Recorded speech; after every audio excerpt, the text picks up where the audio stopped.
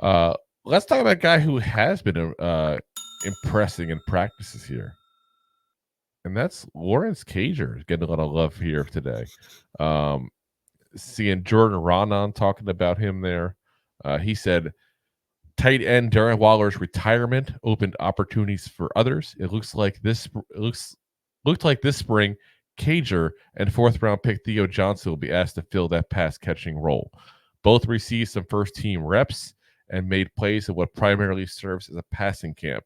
Coach Brian Daboll even mentioned that Cager was probably one of the most improved players throughout the offseason, which could open the door for him to make a significant contribution this season. And that's kind of interesting. You look at a guy like Cager and you go, you know what? Hasn't really done a lot yet in the NFL. People forget, though, he was a receiver. He never played the tight end position before going to the NFL. He was a receiver there in Georgia. So he's still converting over. He's had a couple years to do that now. Sometimes it takes a couple years to switch positions. You know, the Giants have held on to him the last couple of years on the practice squad or the active roster, a combination of both. So it tells you that they care about him enough to keep him. You know, they think highly enough of him to keep him, and that includes the current regime, obviously, because that's what we're looking at the last 2 years. So, you know, we'll have to see what happens with him overall.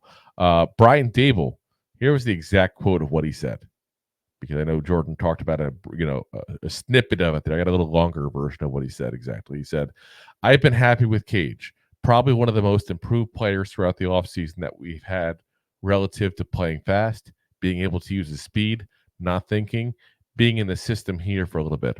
I've been very happy with his progress. He's got a great schedule. He has come in really early. He's taken to the coaching from Tim Kelly. He's had a really good camp. So that's really, I mean, Daboll's one of those guys that you don't typically know fully what's going on in his head. You know, that's a lot of positivity out of a guy who doesn't like to typically give you much. He's more the guy who just, you talk for 15 minutes and you have no clue what he's even talking about. It's true. He must be a very, very good poker player. Yes, he not as good as Joe Shane, I feel like. But Joe Shane, I feel like, is definitely the guy who would not play poker.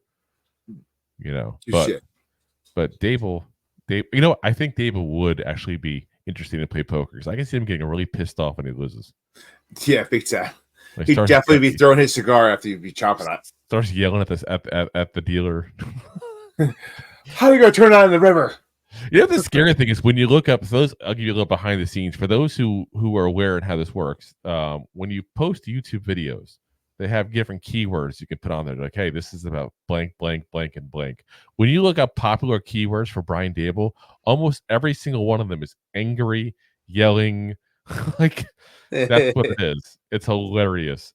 Kind of sad at times, too, depending on how things go, because obviously they came back to bite him a little bit last year, but it's hilarious. But yeah, like I said, maybe this is the year that we finally see what Cager is capable of fully. Not that I'm saying he is Waller, but since they mentioned the departure of Waller, keep in mind Waller took a couple of years as well. He had other situations going on, obviously with the drug issues and stuff like that. But, you know, he didn't exactly go onto the field and be a 1,000-yard receiver right off the bat. He was also converting over from the wide receiver position. So there are some similarities there.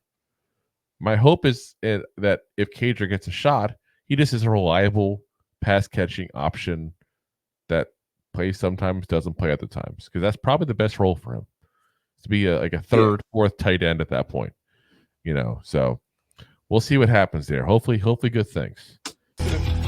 Thanks for listening to Two Giant Goofballs, a New York Giants podcast. We appreciate your support. Thanks so much.